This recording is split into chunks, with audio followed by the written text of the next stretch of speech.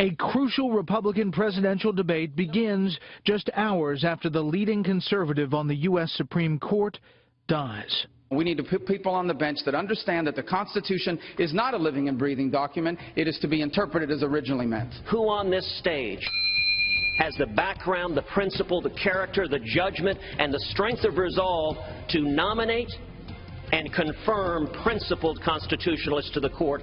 The death of Justice Antonin Scalia underscoring the enormous stakes in the election of the next president. I think that we ought to let the next president of the United States decide. And questions for that next president. What we want to do, when we want to do it, and how hard do we want to hit. But it was a previous president that created a fiery moment early. George Bush made a mistake. We should have never been in Iraq. I am sick and tired of him going after my family. The World Trade Center came down during all to go after my mother. I thank God all the time that it was George W. Bush in the White House on 9/11 and not Al Gore. Taxes. Millions of people can't, talk about what other people have to pay and have no skin in the game. Social Security. I'm the only one going to save Social Security. And old-fashioned politics. This is just crazy, huh? This is just nuts. Okay. Analysis of the presidential debate ahead of the South Carolina primary. America's election headquarters starts right now.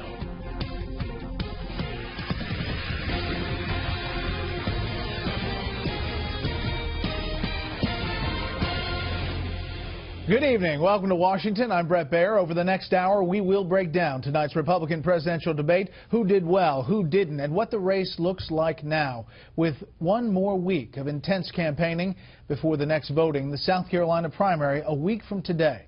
Let's begin with our man in Greenville, South Carolina, at the site of the debate, senior national correspondent John Roberts. Fiery night, John.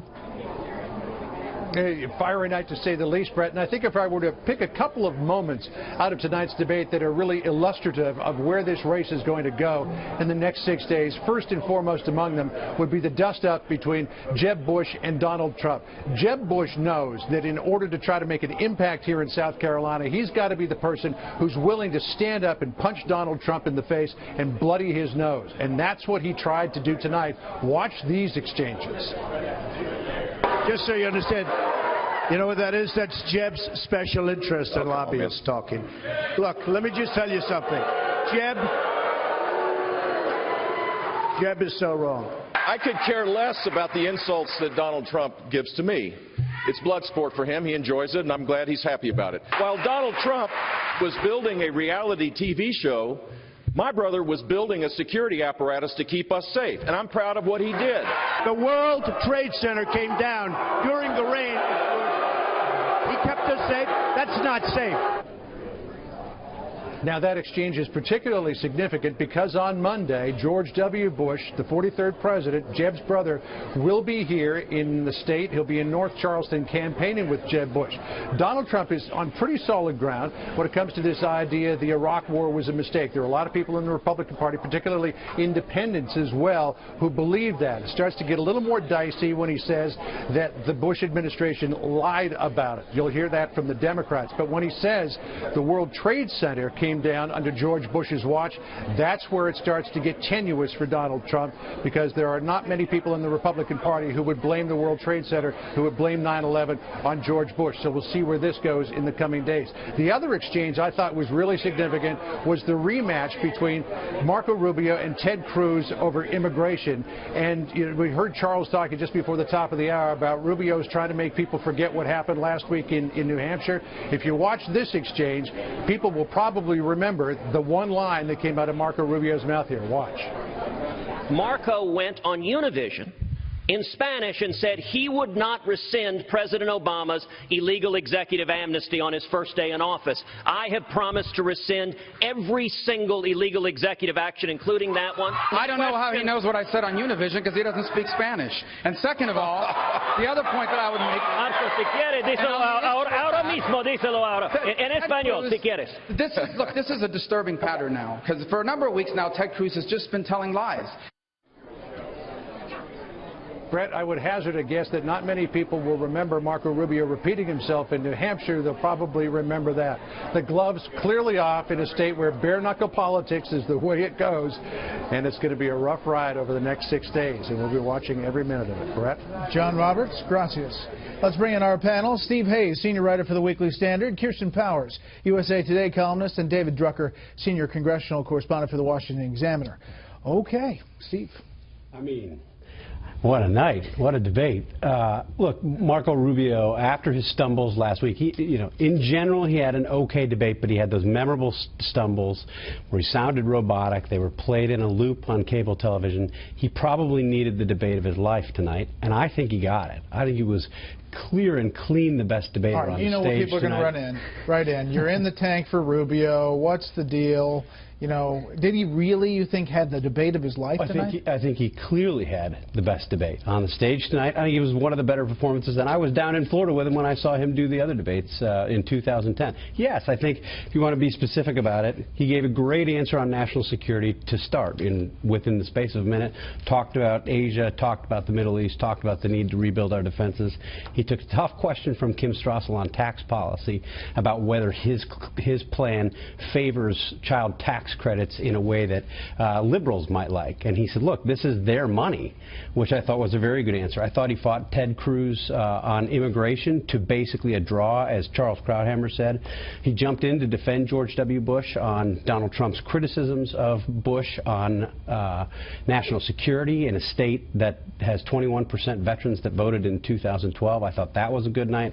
I thought his closing statement was good. And most importantly, he didn't have any of those moments. I mean, I think for anybody who thought Marco Rubio is incapable of answering questions extemporaneously, like that was blown away tonight. And I thought on the other side of that, I thought Donald Trump had a terrible night. This was Donald Trump at his most unhinged, where he was at some point screaming and yelling. I also thought Jeb Bush had a good night. I thought Ted Cruz had a good night tonight. Okay, Kirsten, the crowd clearly was anti-Trump. I don't know what they were, whether they were pro-Bush or pro-Rubio or something, but they didn't line up with Trump. Yeah, and in the last debate, he blames that on the fact that he claims these are all donors. I think I agree with you. The Rubio had a really strong night. I think he definitely bounced back tonight. Are you in the tank, Rubio? I am not in the Rubio tank, but just reading from Twitter. He clearly had a good night, and I think and Jeb had a very strong night as well. But if you look at when Trump was going after George W. Bush, which it'll be very interesting to see how this plays out in a primary where about 80% of people have a positive impression of George Bush. So it will be interesting to see how this sort of almost Ron Paul type attacks on George Bush about 9/11, things that Democrats frankly don't even say in their debates that he was saying. It'll be interesting to see how that plays out. And I think that Rubio in that exchange really outdid Jeb, because Jeb was defending, and I think Jeb was good, but Rubio really had the money lines, saying, I thank God that George Bush was president on 9/11 and not Al Gore, and he was very, very strong. John Kasich, a number of aw shucks moments about we can't get into this. This is so negative. I'm going to stay positive. How did you see it tonight, David? So I think John Kasich, if you take what he said at face value, makes a really good point in that I think there are a lot of Democrats smiling tonight when the debate opens with the Republicans relitigating the Iraq War, which to this day is not popular, relitigating the George W. Bush presidency, which is popular in South Carolina, but still broadly not popular. And when you're running for the presidency, you want to be running towards the future and not relitigating the past. That's always used to trip up Democrats 10, 15, 20 years ago. So if you look at what John Kasich said, he's right. The problem is this is something that Chris Christie tried repeatedly, always looked good doing it, and Republican voters didn't respond to it. They want to see some of these fights. They want to see people mixing it up because it tells them that you're going to be able to mix it up against Hillary Clinton. And so John Kasich, I think, did fine for what he seems to be going for. And I know he's looking at states beyond South Carolina, but I don't think he did himself any favors in South Carolina tonight. Speaking of that, Governor John Kasich is hoping to build on his second-place finish in New Hampshire, and he joins us tonight from the Spin Room in Greenville. Governor, thanks for being here. Glad to be with you. Your by thoughts the way, tonight? there was a poll that came out earlier. Hey, Brett, there was a poll that came out tonight that showed me in second place in South Carolina. So we'll see how it goes. But, you know, people don't always know what they're talking about when they're pundits. They talk, but they don't always know what they're saying. Yeah, what about tonight? What was your impression, your overall sense of things? Well, somebody said it was like a demolition derby, but fortunately my car's still going around the track. And, look, it's been my intent to be positive, and you can't always tell when you're on the stage because you're kind of focused on your own thing, but it just seemed a tad more, not a tad, it was more contentious than what I think served the party well, myself. That's my view. You know, Governor, tonight started in a sad way, and the death of Justice Antonin Scalia, and you took some time addressing that and also addressing the way forward for the selection of his replacement. Well, look, my sense of it is that, you know, first of all, it's amazing. 2 minutes after a guy dies, we're already talking about the politics. But my sense is the president shouldn't put anybody forward unless he has somebody that everybody's going to say, hallelujah, that's our man or woman. But frankly, we're going to have a presidential election, and it's going to be an important election. It will also involve who's going to appoint the next Supreme Court justice. So I wish he would hold off. That'd be a good thing for our country so we can stop all the fighting that's going on and see if we can get ourselves together here a little bit. And then if I can become president, I'm going to appoint a conservative who's not going to make law but interpret law. So where do you think this lines you up? You said there's a poll that shows you in second. Are you planning on winning South Carolina? What's your path? No. We're going to do our best down here. You know, we're crafty people, and we work hard, and we're plucky, and but we're here. I'm going to be heading to Michigan next week. I think I'll be in Virginia. I'll be back here. No, I just want to say that, you know, it's not like we bet everything. You know, on New Hampshire, we had nothing going forward. We're running a national campaign. We are excited. I had 1,000 people in Sun City yesterday. 1,000. I mean, we have 50, 60 RSVPs, and 500 people are showing up. So it's good things going on. But we're here. We're going to get through here. We're going to move all across the country. And I'm looking forward to the day we get to vote in Ohio. Well, Governor Kasich, we appreciate your time. We'll see you on the trail. Thank you. You know, the spin room is an amazing place. You take a look at it, and all the reporters gather around, and these signs, all the candidates have signs, and they're holding up signs. There you see Donald Trump talking to some reporters. It'd be interesting to see and hear his take of this evening. Obviously, he was fiery on a number of fronts, going after a number of candidates. There's our roaming camera. There's a Trump son. I think that's Eric Trump talking to reporters.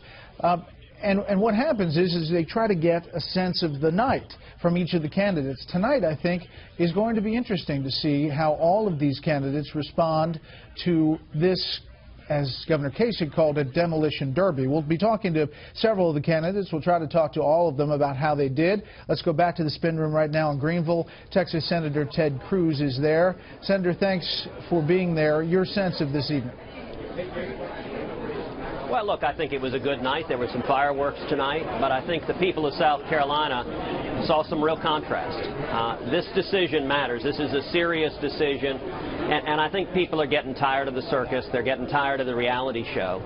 And, you know, with Justice Scalia's passing today, it really underscores what the stakes are in this election. And I think the men and women of South Carolina are focusing on the records of the candidates and are asking, who do you trust? Who do you trust to always defend the Constitution, to defend the Bill of Rights, to make sure our fundamental liberties are protected, and also to keep America safe? And I think tonight helped them in making that decision-making. On that issue, let's go back to the passing of Justice Scalia. You clerked at the Supreme Court. Obviously, it's a sad day, and we've expressed condolences, as did all the candidates, to his family.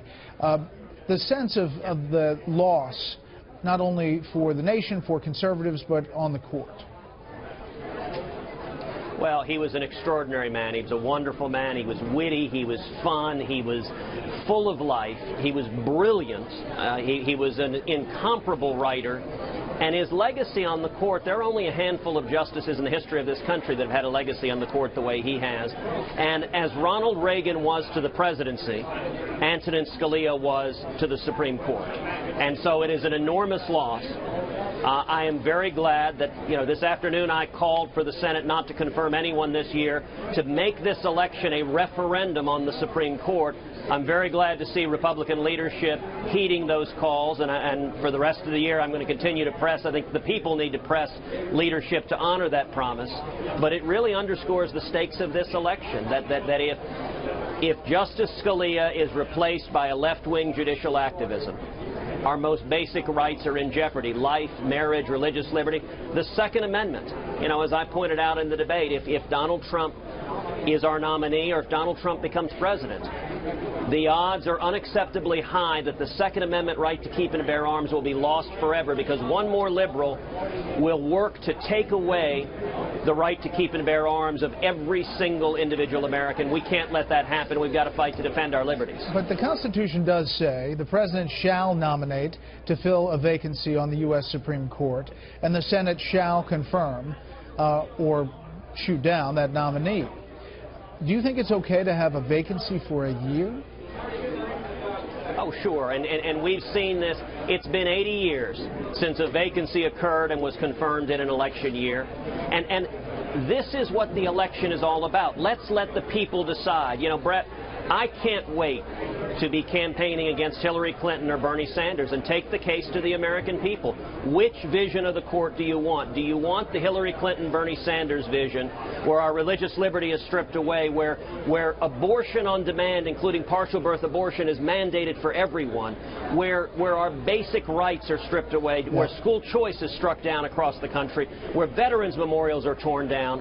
Or do you want to get back to the constitutional liberties that built this country? That is why we have an election. And I trust the American people to make that decision. Senator Cruz, Donald Trump's right behind you. Every time you're asked about Donald Trump, you always start with, he's a friend of mine, I like him. Today on that stage, he called you a liar. How many friends of yours call you liars? Well, it is a strange dynamic, Brett, and both Donald Trump and Marco Rubio have a very similar pattern. When you point to their record, they get very upset and scream, liar, liar, liar. It's a very odd dynamic, and it's words out of their own mouth. Donald, on the stage tonight, advocated for taxpayer funding for Planned Parenthood. He said he thinks they do a terrific thing, and yet he screams, I'm a liar, for saying his own words. Donald Trump, in one of the previous debates, advocated for socialized medicine like Bernie Sanders. When I point that out, he responds, liar, liar, liar. Likewise, when anyone points to Marco Rubio's record on immigration and supporting amnesty, he just responds yelling liar. So will your preamble change now very strange that he's dynamic. A friend and you like him? Oh, look, I continue to like both Donald and Marco. But I do think the people of South Carolina need to ask, who do you trust? Who do you know will honor their commitments, will defend the Constitution, will stop amnesty? And I also think, Brett, a very important question tonight is who's prepared to be commander-in-chief. This is a dangerous world, and I don't think we can have a commander-in-chief who goes into the Situation Room and doesn't have a meaningful understanding of the enemies facing this country, doesn't know how to keep this country safe, doesn't know, as Donald doesn't, even what the nuclear triad is. At an earlier debate, he had no idea what the nuclear triad is. This is too dangerous of a world for a commander-in-chief that doesn't have the basic understandings necessary to keep this country safe.